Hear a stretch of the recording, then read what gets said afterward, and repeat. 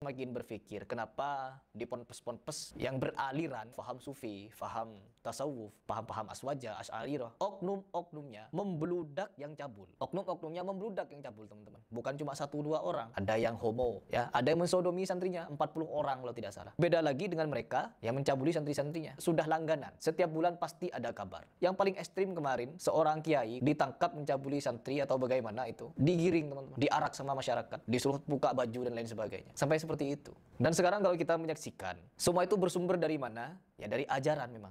Nasi uduk, ikan tongkol, meripate ngantuk, cekelan kunci.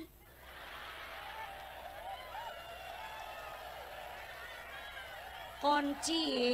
Ada sebagian oknum-oknum mereka yang mengajari hal-hal ngeres.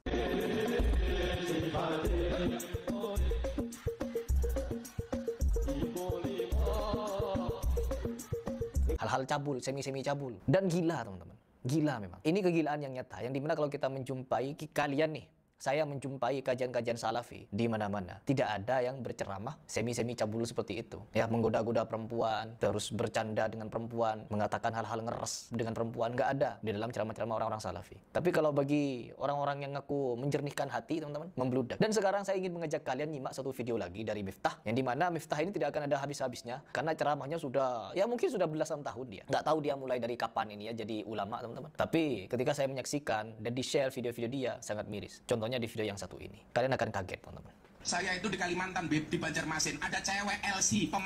Karena memang dia terkenal sebagai ustadz ya, Gus, kiai, ulama di kalangan NU, yang dakwahnya itu luar biasa. Karena kata generasi muda NU, jarang ada ulama seperti ini yang berani, berani ngambil resiko ke tempat klub-klub malam. Jarang. Ya jelas, teman-teman. Karena ketika dia mondok bukan mencari ilmu, teman-teman, tapi jagain ayam, ngasih makan ayam katanya. Jadi gak dapat ilmu dia ya, dapat lawakan coba. Lanjut dulu.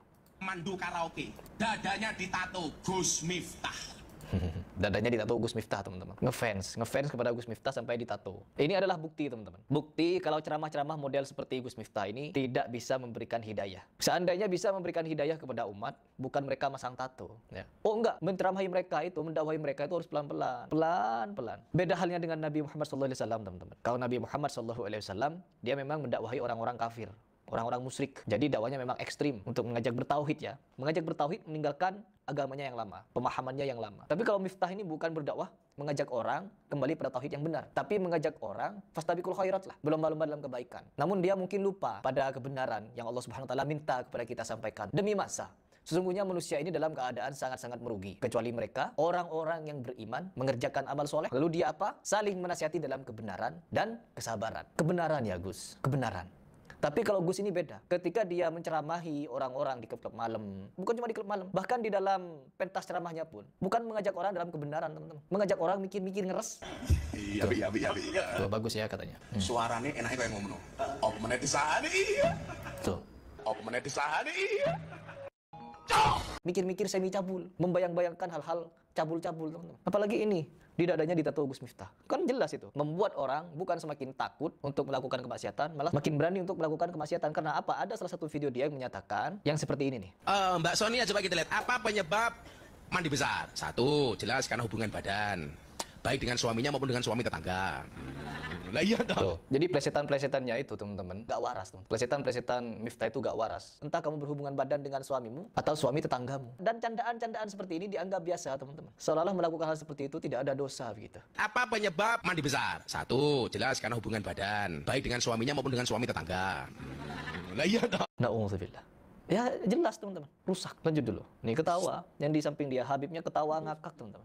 Video call sama saya. Video call katanya. Gus, mohon izin saya ngefans sama Gus Miftah. Buktinya apa? Dada saya tato Gus. Oh, berarti dia nanya, teman-teman, kepada perempuannya, LC itu yang video call sama dia, nanya buktinya apa? Dijawab, dadanya ditato. Gus Miftah. Gus Miftah. Masa nduk nggih Gus, jajan ndi? Heeh. Tuh. Kan semi cabul. Jadi sudah dibilang dadaku ditato Gus Miftah, dan dia mau lihat, teman-teman. Dia mau lihat. Ya Allah. Entah ini cerita benar atau hanya dikarang-karang, intinya ini ceramah semi-semi cabul. Dan tidak berhenti sampai di sini semi-semi cabulnya. Coba kita simak. Saya langsung begini, ya Allah. Saya tanya, kenapa dada kamu tato Gus Miftah? Kenapa? Kenapa? Alasannya apa? Saya mengidolakan Gus Miftah. Lagian ngapain kamu tato? Dulu Gus Miftah pernah bilang, seseorang itu besok di hari kiamat akan dikumpulkan bersama orang-orang yang dicintainya. Oh, pakai dalil teman-teman. Yang dimana dalilnya itu orang-orang akan dikumpulkan dengan apa, dengan siapa yang dia cintai teman-teman. Terus gimana? Alasannya itu cuma. Mungkin kita tidak bersama di dunia Gus, tapi karena saya mencintai Gus Miftah, besok bisa bersama di akhirat. Ya. Iya, di akhirat. Akhiratnya mana Pak Gus? Akhiratnya mana? Ke kanan apa ke kiri? Akhirat itu bukan cuma satu tempat. Ada dua tempat. Surga apa neraka? Apa penyebab mandi besar? Satu, jelas karena hubungan badan, baik dengan suaminya maupun dengan suami tetangga. Nah iya toh. Bareng-bareng ke surga apa bareng-bareng ke neraka, Gus? Orang akan bersama dengan orang yang dicintainya, orang yang dikaguminya. Kagum kepada orang seperti Gus Miftah, tujuannya kemana? Ke surga apa ke neraka ini? Dan jawabannya makin lucu, teman-teman. Sudah tahu ada orang bertato, jawabannya si Miftah, tambah Suntoloyo lagi, teman-teman. Ya Allah. Ya Allah, teman-teman. Jadi bukan ya Allah, ya Allah. Siapa Heri Plus kok suka komentar itu? Ya kalau seperti ini tidak dikomentari, terus siapa yang memberikan tanggapan? Video dia berseliweran di media sosial. Dengan bangganya dia menyatakan memberikan syubhat-syubhat. Dan ketika kita mengetahui syubhat itu, kita diam-diam saja. Membiarkan umat mengagumi orang seperti ini. Bukan nanti jatuhnya membahas dia. Jangankan dia, teman-teman. Para ulama saja. Ketika ada buku dari salah satu ulama yang tidak sesuai dengan Quran Sunnah, dikritik sama ulama lain. Jangankan ulama, Khulafaur Rasyidin, ada yang mengkritik keempat imam mazhab. Saling kritik. Imam Ahmad bin Hanbal, dia sering mengkritik Imam Syafi'i. Padahal Imam Syafi'i gurunya. Gitu, teman-teman. Enggak kalau netizen sekarang. Mencari pembenaran. Kritik-kritik sana sini, begini begitu. Mencari kesalahannya memang salah. Bukan dicari kesalahannya, memang salah. Bilang Bib. Oh, dibilang sama Miftah. Apa katanya? Sama mbaknya, tato kamu bagus, Nduk. Tapi kurangnya satu. Apa? Kurang turun dikit. Oh, ketawa teman-teman. Yang di belakang nggak ada yang ketawa nih. Yang di belakang nggak ada yang ketawa. Tapi Habib-habibnya yang sepemikiran dengan Miftah ketawa ngakak, teman-teman. Kurang turun dikit. Ini kan sudah semi cabul, teman-teman. Ada orang bertato, tato itu salah, bukan dinasehati untuk dihapus, malah diberikan nasihat, diturunin sedikit. Emang begitu cara kita menyampaikan Islam. Ini menyampaikan Islam ini, teman-teman. Dikenal sebagai ulama di kalangan NU. Bahkan generasi muda NU menganggap dia ulama. Bahkan para Habib-habib mati-matian juga bela dia. Bukan cuma Habib. Orang-orang Sontoloyo kebanyakan membela dia. Dan kita saksikan sendiri seperti ini model ceramahnya. Ini ulama, apa? Jawab sendiri.